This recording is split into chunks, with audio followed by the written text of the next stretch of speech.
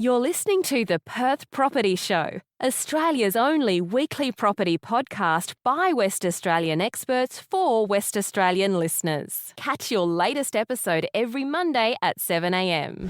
Good morning, everyone. Welcome to the Perth Property Show. My name's Trent, Fleskens, your host. As always, this week we're continuing the conversation around new solutions for the supply of housing in Western Australia, especially in the residential market where we need it most, where we're feeling the pinch both at the cash register, but also in just how long it takes to get a house out of the ground these days and move on to the next chapter. I'm building my own family home right now, and I wish I could have moved in the day that I signed on with the first trade. But obviously, the time takes what it takes in Western Australia right now, and unfortunately, it's a lot longer than we're used to, and a lot more expensive. So this podcast obviously is built to try and find solutions, whether it's in planning, or it's in culture, or it's in innovation and technology, and which is why we're having a conversation today with Mark D'Alessandro, Managing Director from Contec Australia, about a topic we've never spoken about before. It is essentially robotic construction with concrete. I'm not saying it as well as it probably can be, or explaining it as well as it can be, but I'll let Mark do that. Mark, welcome to the podcast. Thanks, Trent.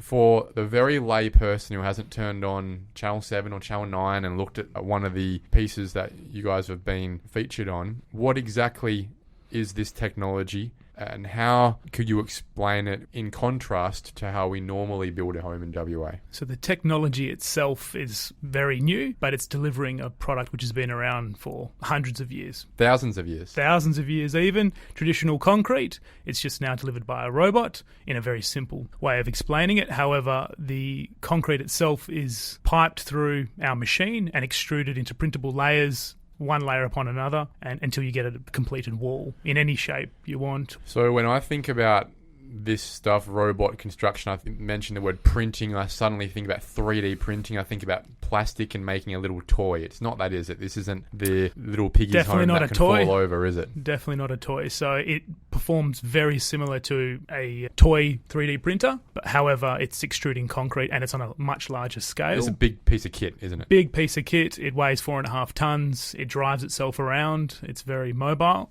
Where does it come from? The technology itself's from the Netherlands. It uses technology from Switzerland as well, but however, it's manufactured in the Netherlands by some partners of ours over there, Seabay. So you ship it here. Does it cost a lot of money? How much are these things? Are they millions of dollars? Are they hundreds of thousands of dollars? Do you need to have specialists come over from Netherlands to train you to use it? Yeah. I think it's interesting to try and understand what it takes to get it into Western Australia, and the risk you're taking and that other companies may look to take in the future to move the dial here. So in regards to the training, all of our operators have been trained up by the team that flew over from the Netherlands. They spent a few weeks with them, learned the technology back to front, and they're now self-performing their own work. In regards to the cost, a large capital investment. However, that shows the market how invested we are and how much we believe in the technology. It's quite a common question about how much technology costs, and it's not an easy answer as well. Let's say it's substantial. It's substantial, and it goes to show how committed we are to the technology. Okay, we'll leave it at that in terms of the risk you're taking bringing it over. I understand it might be a simple question, but how does it compare in terms of the application to a brickie when we're delivering it on site? If I'm the client standing at the front wanting to see my house getting built, what does it look like in comparison? Aesthetically, it's standard concrete with a lot more ribs on it, so it's been compared to a rope finish before, but it can be finished in any way that traditional construction can be finished in, is typically finished in Western Australia, such as plastered, dry-lined, tiled. All of the same finishes are applied to it. But so far as how it's installed in definitely a different manner than you'd find bricks. Bricks are installed one on top of the other. You need to stop, put scaffolding up, brickies kits, etc., and then do the upper part of the wall, whereas with our print robot, it just prints up to full height in a full run of wall, and then it moves on to the next section of wall. So how does it do that without collapsing on itself and just falling into a puddle? Material? When you think about concrete, you need formwork, for example, to keep it up. You need rebars, structural steel. Yep. When I'm looking at the video of your stuff, it's essentially a piping bag with icing sugar or Colgate toothpaste, and the robotic arms is going back and forth, just squeezing it out of the pipe, and suddenly you've got yourself a wall. But I'm sitting there thinking, is this magic? How is this working without someone putting steel through it? The secret is in the mix, the concrete mix. So it is traditional concrete. It's just got a lot of accelerants in it and retardants as well. It does have steel in it. It does have wall ties too. So the wall ties hold the wall together. You can probably see it from the videos. But the material's self-supporting as it comes comes out of the nozzle, so it doesn't collapse, as you say before. It can hold itself up. It's at strength at 3 minutes. So after 3 minutes, you need to smash it with a hammer. It's like a quick set concrete. It is extremely quick set concrete. Done a lot of traditional concrete in my life, and yeah, it's... You couldn't pour that in there, is what you're saying? You could, but you could only go maybe 100 millimetres high, and then you'd have to wait a couple of hours for it to go hard. Whereas our material, we've printed 3 metre high walls in 45 minutes, depending on the complexity of it. So there's two parts to this. The technology is not just the robot and the way that it lays concrete, it's also in the concrete itself. The concrete itself is probably even more specialised than the robot. The robot is an existing technology. ABB are the suppliers of the robot, and they're used in so many different applications. They're used in building cars for Mercedes, and they do in-flight meals for Singapore Airlines with these robots. The robot itself it just does menial tasks one after the other. The real tech is in our concrete mix, our specialist concrete mix. Okay, all right. And is that something that is able to be supplied at scale if suddenly Perth stopped laying bricks tomorrow? Is there enough of it around that we could be building 5,000, 10,000 homes a year with this stuff if we had enough robot arms? Eventually, yes, there would be, but currently, no. We only have the one machine. We have others on order, and we're scaling up production of the material. The material is currently being brought in from Germany, but we're manufacturing after July locally here in Perth. That's got to be massive, doesn't it? Yeah, that's so it's going to have huge savings for us, and the Perth manufacturing sector is not the easiest sector to deal with. We have limited manufacturing capacity here, so it has been a bit of a challenge, but we've overcome that now, so we're looking to manufacture locally. But yeah, the impediment to doing 5,000 homes is essentially how many robots we have. I'd say there's a larger impediment insofar as the town planning in Perth, to be honest with you. If you had 100 robots on the road, I don't think the approval process would keep up with starting. Why is that? Do the planners have an issue with houses that are being built out of concrete in general? Oh, no. We're fully compliant with all Australian standards and the NCC. It's all been certified by local engineers. That's not an issue itself. And as I said before, the material can be plastered or finished in any way which to comply with the DA, or if you wanted to alter it, that's fine. It's more, I don't see the issue being the ability to deliver the homes. I see the issue being the slow approval process that we have to deal with. Just generally for housing? Just generally for housing. Okay. So we can eventually scale up and assist with the demand. We're definitely not the only silver bullet to fix this issue. We need to work together with bricklayers, with formworkers, with the government as well to assist in delivering these homes. But what you're saying is that really this technology should be able to scale. It should be able to be, I assume we're going to talk about faster than laying bricks. Yep. And therefore it's not going to be this technology that will be the issue when it comes to solving the problem. It will be the rest of the pipeline bandwidth along the planning approvals and those sort of things. Correct. I suppose the point I was making is 5,000 homes would be possible to be delivered. However, you'd scale up and there would be another roadblock in the way so far as the other red tape that we have to deal with on a day-to-day basis, which is completely independent of this to the delivery method being traditional or with a robot. Got ya, and preaching to the choir. Yep. So let's segue into time, right? When we think about what you're looking to substitute or complement as part of the trade, you're obviously not helping with the roofing or the tiling or the plastering. You're essentially a substitute to steel framing, timber framing, or bricklaying. Or concrete walls. Or concrete walls, right? How much faster can you do it?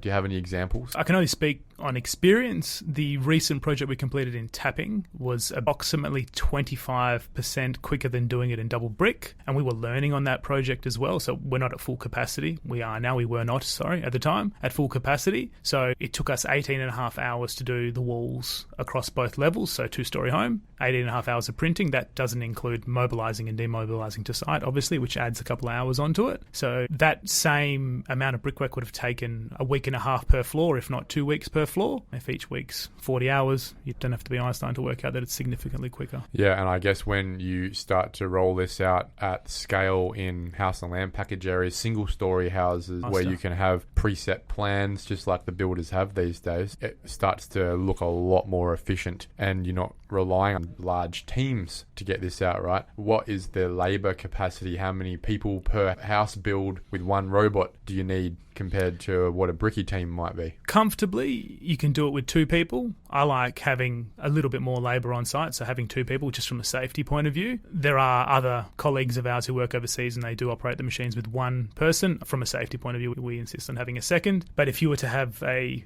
3-in-1 or a 4-in-1 bricklaying team, that's the comparable amount of resources you would need to produce the same amount of brickwork that our robot's doing in 3D printing. Okay, is it going to replace bricklaying? Absolutely not. Why not? Are you just being... No, I'm not very political. Why would it not replace bricklaying? My grandfather's a bricklayer. So I have a very soft spot for bricklayers, so there's no issue there. Bricklaying is always going to have a place. Perth has an affinity with brickwork. Councils stipulate that external walls have to be face brick in some applications, and we aren't the only solution to an ingrained problem in Western Australia and Australia generally. So the amount of homes that are getting delivered is far below where we should be. The target set by Anthony Albanese over the next however many years... It was laughable. Everyone knew that from day one. Correct. So we're well behind where we need to be. One robot or 10 robots isn't going to fix that. There, it needs to be a concerted effort between bricklayers, form workers, steel framing teams. So let's say we get 15 years down the track. Yep. We've got 100 robotic arms in Western Australia pumping these things out through the suburbs, doing what bricklayers do right now. And this isn't in any way a plan to displace bricklayers, but I'm just looking at it from afar going, many laborious, hard jobs have been replaced, if not transformed, over the centuries, especially in the industrial age, where you'd sit there and go, there's no way you'd ever not have this person on the conveyor belt closing the jar, for example, right? And then a robotic arm came and did it for them, and those people don't do that anymore. Is this looking down the barrel of saying, if the community can be, I guess, comfortable with the application of fast setting concrete, it's cheaper, it's quicker, and it's just as stable, which I think is the big one that people like about double brick in Perth. They can knock on it and they don't get any you rebound. Don't go around knocking,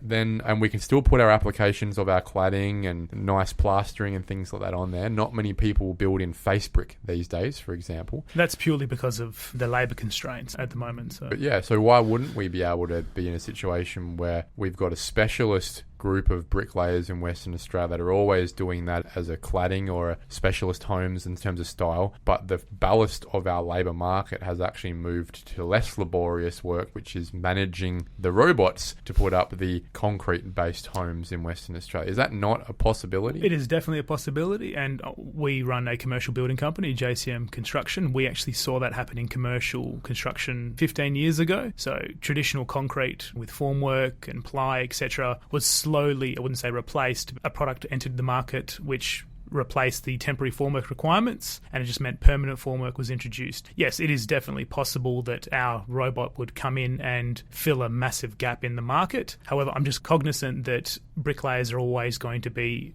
a requirement for some of the smaller work, some of the more intricate work, for example, that is needed in designs. And there are a lot of architects around town who still... Of course, I just see what you're bringing to the table here is turning a bricklayer into a stonemason.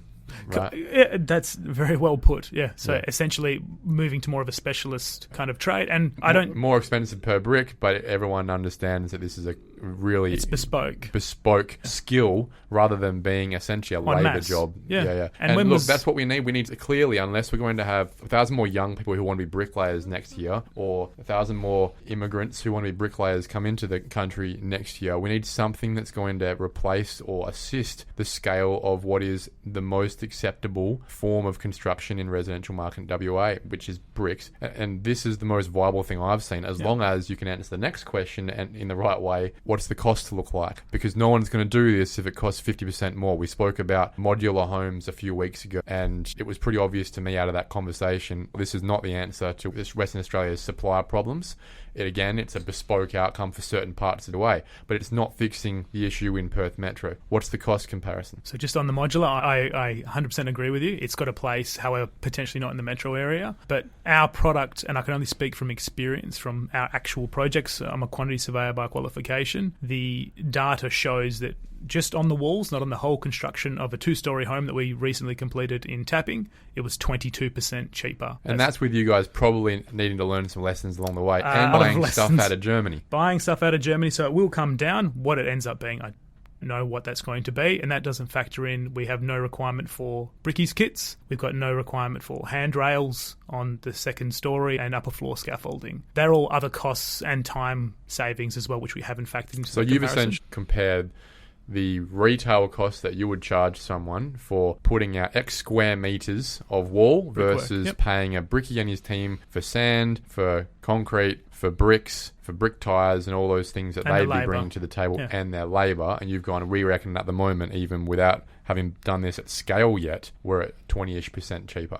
Correct. And brickies aren't getting any cheaper either. Or younger. And that's part of the problem is there's a very low uptake of apprentices who want to take up bricklaying apprenticeships, and it is an ageing trade. Most bricklayers are getting old now, and it's a tough gig on your body. I have high respect for So do bricklayers. I. There's no way Yeah. I could do that as a job. Okay, so let's talk about some of the more practical things, like when we think about our double brick walls, we have our cavities that we use for insulation these days. We have our cavities where we put our conduits through for all our pipe work, our electrical work. How do you do that when you have a big block of concrete? The beauty of our system, the reason why we chose this machine, is it can replicate any design that you have in double brick or stud framing, and it just prints in the exact same manner. So if you have a double brick wall with 2 bricks and whatever the cavity is, whatever is designed, the machine will just replicate that. So you were making a double concrete home. Just out of concrete instead, and without hundreds of perp joints and bed joints which could potentially crack and cause issues in the future. We have a monolithic wall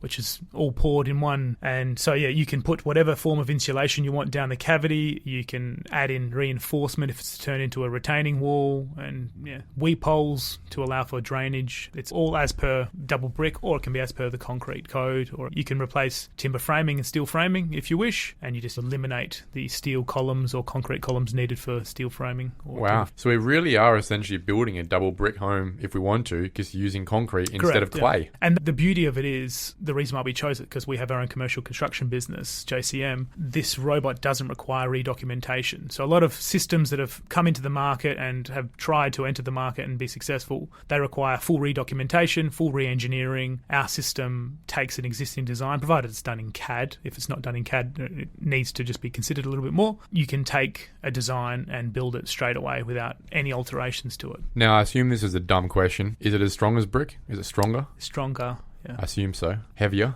probably.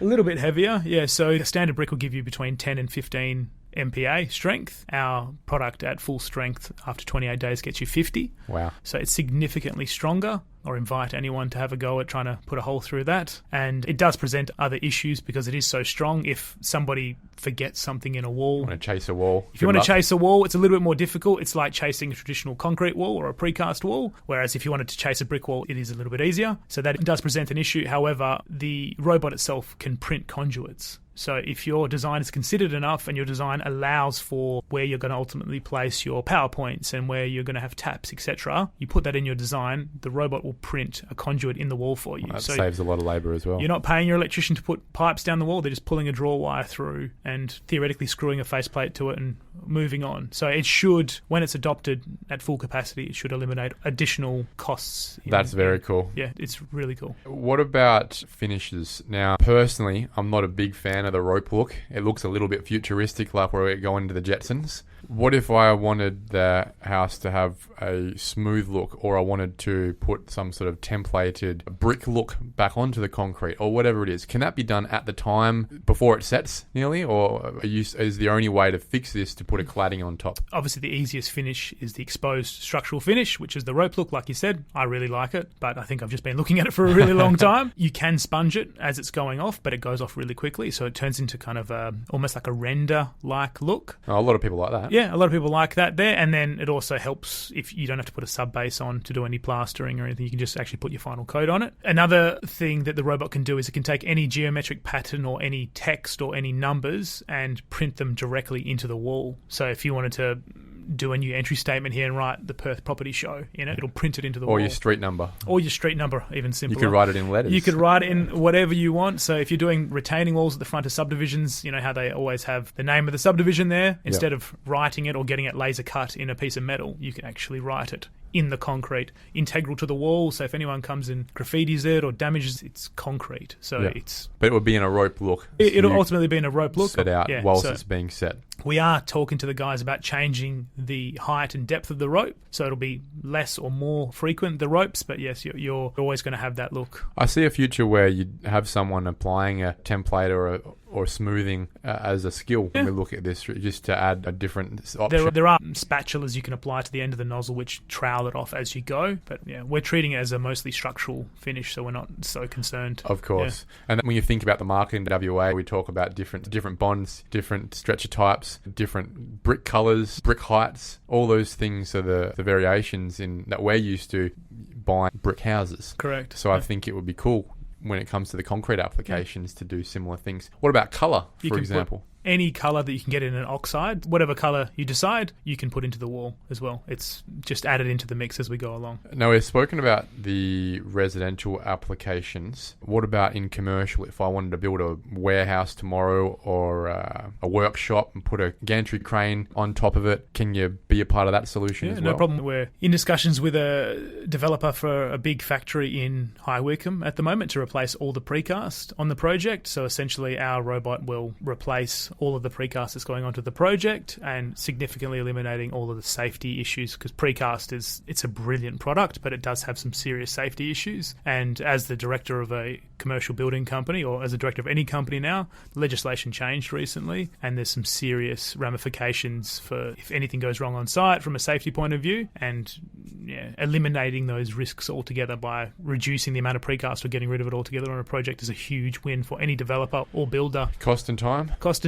Time-wise, it's faster because it's all done in situ. So theoretically, the product could be shop drawn and approved on the same day that you could start printing panels if you wanted to, if you were organised enough. Call it a day later. And whereas the shop drawing process of precast will take however long it takes, let's say it takes a week, and then you've got to go set up beds and pour them, and they're normally poured out in an industrial area somewhere, and then they've got to be trucked in 3 panels at a time, 5 panels at a time, then craned into position. That all takes time, all costs money. Riggers aren't cheap. Cranes aren't cheap. Our machine just gets driven to site and starts printing. Cost, we haven't actually done the exercise yet on real data, but theoretically comparing it to the precast is coming in just under 30% cheaper. That's fantastic. Think about industrial workshops. It's mainly concrete and a roof. It's all concrete and a little bit of steel. But we're very comfortable that we'll actually exceed that 30% yet, but we haven't fully started publicising it until we have real data. So you're obviously pretty early on in the growth cycle of the business and the service to WA and maybe even the country. What's stopping you, or let's say anyone else, being a part of that solution to the effect of 1,000 homes next year?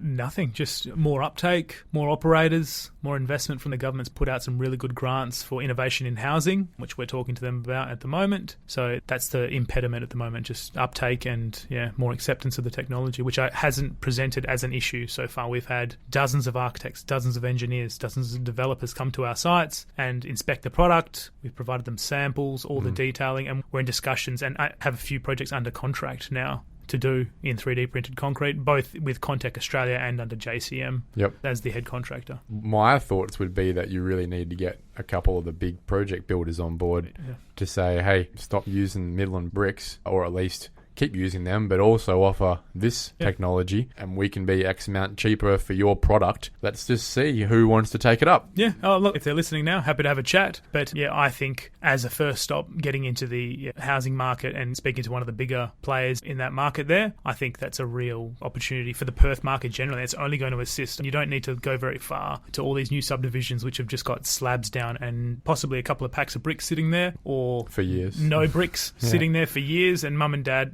patiently waiting for their home to be delivered. And the bricklaying element is probably the most constrained at the moment. Roof carpenters are a little bit easier to get now, and other trades have freed up a little bit. But it was mainly those two. It's mainly bricklaying at the moment. So, if we can alleviate some of the pressure and help deliver, a few homes, I can only see that as being a benefit. And it helps you be able to justify scaling and getting 10 more robots. Correct, and I believe it's 100% suitable for that market. I don't think there's any issue, and we can go anywhere around the state. It's just on the back of a truck. The machine drives itself once it gets off the truck, so there's no impediment. There's no, like you say with modular, you need oversized trucks and you need pilot vehicles to take it anywhere. We're on a standard truck. We can drive our machine around. What can't it do? Anything you can't draw, the machine can't print. Provided you can draw it and the laws of physics apply. Obviously, if you're trying to do something where it's going to collapse on itself, of course, it's not going to be able to print it. So it can do anything that can be drawn in CAD. Whether it's economical or not, that's a whole other story. But generally, replacing walls, staircases. We're printing staircases as well. How do you print a staircase without formwork? Very easy, very easy. Jeez, this must be the quickest setting concrete in world history. Very quick, but it's printed on its side. And then you just turn it over and... Correct, and you just lay it over and it's in situ. And you can do it with or without reinforcement. So without reo, it needs to be sitting on fill.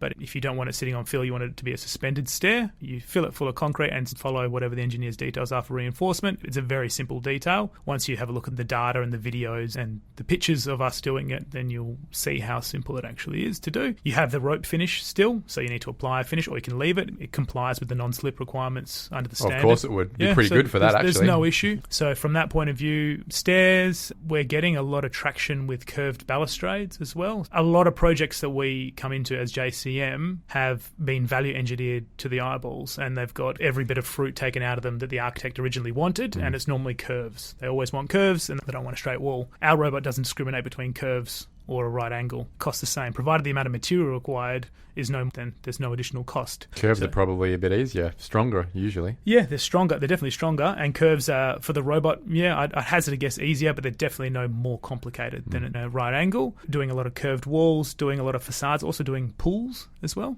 Above and below ground pools. We're talking to a lot of landscape architects. We're doing one coming up in Peppermint Grove as well. Good place to start. Yeah, everyone needs pools. And there's a lot of infrastructure work as well we've got coming up. So we're talking to a few suppliers of artificial reefs up north and down south in Albany, and skate parks as well. There's a whole bunch of stuff. You'll be the coolest dad in Perth. Probably get them onto the skate park nice and early. It's not just limited to housing. We're focusing on housing and construction because we have a commercial construction business, obviously, but it's not limited to that. Mark, this is super exciting to me. It makes me want to go and buy a couple of robot arms and be a part of the solution, to be honest. This is actually the first time I've been on a podcast talking to someone about a solution on the housing supply space where I've gone, this is a thing. This should work. I don't see why it wouldn't. From a first time you've actually said it can be cheaper, it can be faster, and it can be scalable. Why aren't we talking about this more often, and why hasn't this been done by some of the bigger project builders a while ago? Why is it Mark D'Alessandro from JCM Constructions who's the first guy who's bringing a robot from the Netherlands in? I can't answer to why everyone else hasn't done it yet. We're more than happy to work with the market and address some of the acute housing issues that we're experiencing at the moment. Thank you very much, mate. I appreciate the chat, and I'll be having chats with higher up people if I can about this, because I really think this is something we should be looking at, and I'll watch this space for WA in the future. Thanks. Thank you for listening to another episode of the Perth Property Show. If you've only just joined the conversation, you can catch up by heading over to our website, perthpropertyshow.com.au, subscribing to the podcast, or joining our Facebook page. Don't forget to tune in next Monday at 7 a.m. for more expert insights, local analysis, and suburb spotlights. Happy hunting!